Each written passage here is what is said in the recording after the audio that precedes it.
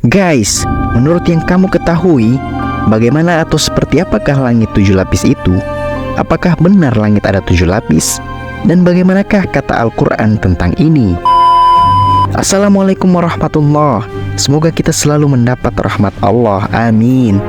Nah guys, video kali ini kita akan membahas tentang 7 lapis langit yang disebutkan dalam Al-Quran dan bagaimana hal itu sesuai dengan pengetahuan sains modern.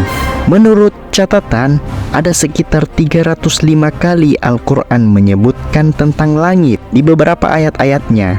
Namun, penyebutan 7 langit di dalam Al-Quran baik secara syarih maupun ghairu syarih diulang 9 kali dalam 9 ayat dan 8 surat. Surat pertama, Quran Surat Al-Baqarah ayat 29. Dialah Allah yang menciptakan segala apa yang ada di bumi untukmu. Kemudian dia menuju ke langit, lalu dia menyempurnakannya menjadi 7 langit, dan dia maha mengetahui segala sesuatu. Kedua, Quran Surat Al-Isra ayat 44. Langit yang 7, bumi, dan semua yang ada di dalamnya bertasbih kepada Allah, dan tidak ada sesuatu pun melainkan bertasbih dengan memujinya. Tetapi kamu tidak mengerti tasbih mereka. Sungguh dia maha penyantun lagi maha pengampun. Ketiga, Quran Surat Al-Mu'minun ayat 17. Dan sungguh kami telah menciptakan 7 lapis langit di atas kamu, dan kami tidaklah lengah terhadap ciptaan kami. Keempat, Quran Surat Al-Mu'minun ayat 86.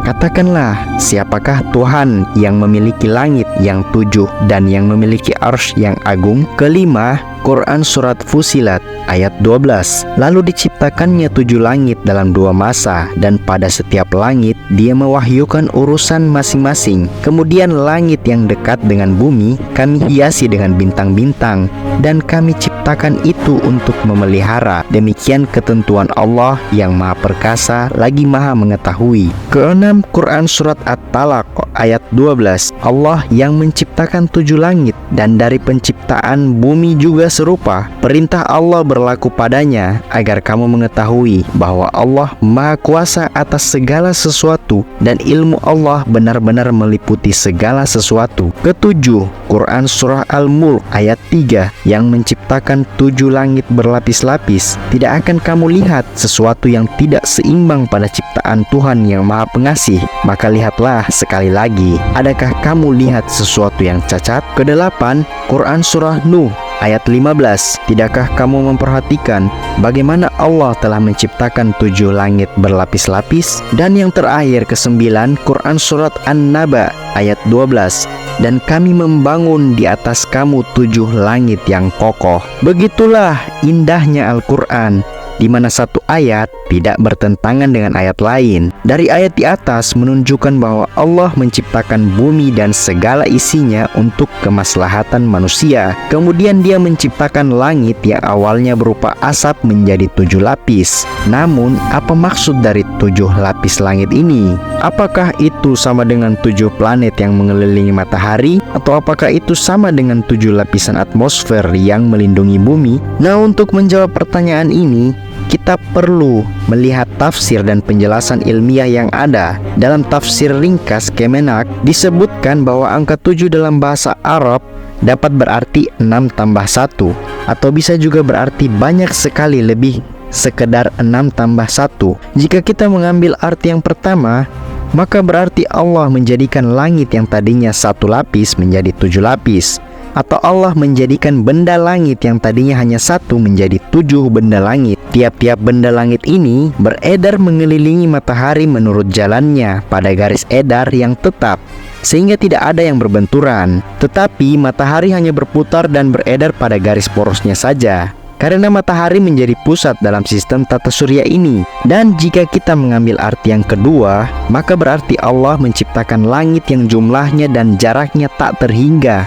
Hal ini sesuai dengan pengetahuan astronomi modern yang menyatakan bahwa langit adalah seluruh ruang angkasa semesta, yang di dalamnya ada berbagai benda langit, termasuk matahari, bumi, planet-planet, galaksi-galaksi, supercluster, dan sebagainya. Langit yang berisi bintang-bintang itu memang disebut sebagai langit dunia yang biasa kita lihat. Namun, ada juga pendapat yang mengatakan bahwa 7 lapis langit yang dimaksud dalam Al-Quran adalah 7 lapisan atmosfer yang melindungi bumi dari radiasi matahari, meteor, dan angin luar angkasa. Lapisan atmosfer ini terdiri dari troposfer, yaitu lapisan terendah yang berjarak sekitar 10 km dari permukaan bumi. Di lapisan ini terjadi perubahan cuaca, awan, dan hujan. Kemudian yang kedua ada tropopaus, yaitu lapisan peralihan antara troposfer dan stratosfer yang berjarak sekitar 10-15 km dari permukaan bumi.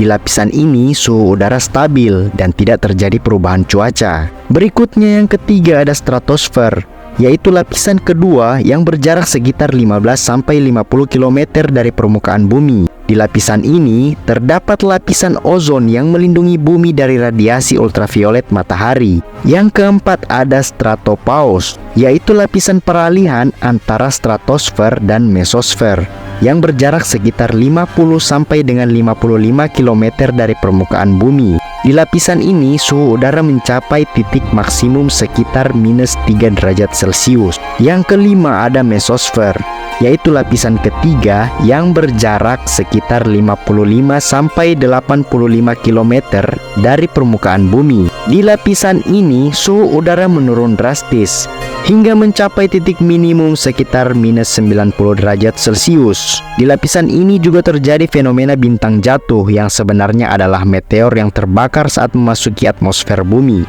Sedangkan kalau menurut Islam, itu adalah panah iblis, yakni bagi para iblis yang ingin mencuri informasi dari langit. Nah lanjut, yang keenam ada mesopaus, yaitu lapisan peralihan antara mesosfer dan termosfer yang berjarak sekitar 85 sampai dengan 90 km dari permukaan bumi. Di lapisan ini suhu udara stabil dan tidak terjadi perubahan cuaca. Dan yang terakhir ada termosfer, yaitu lapisan keempat yang berjarak sekitar 90 sampai dengan 600 km dari permukaan bumi. Di lapisan ini suhu udara meningkat kembali hingga mencapai ratusan derajat Celcius karena adanya ionisasi gas-gas yang terkena radiasi matahari. Di lapisan ini juga terjadi fenomena aurora yang merupakan cahaya yang dihasilkan oleh interaksi partikel bermuatan dari matahari dengan medan magnet bumi. Nah guys, pendapat ini didasarkan pada perbedaan kandungan kimia dan suhu udara di setiap lapisan atmosfer. Namun, pendapat ini masih bersifat dugaan dan tidak bisa dipastikan kebenarannya. Yang pasti, Allah lah yang maha mengetahui segala sesuatu yang Dia ciptakan, dan kita sebagai manusia hanya bisa berusaha untuk mempelajari dan mengagumi keajaiban ciptaannya. Nah, menurut kamu gimana guys? Tulis pendapatmu di komentar ya. Wallahu a'lam bishawab. Wassalamualaikum warahmatullahi wabarakatuh.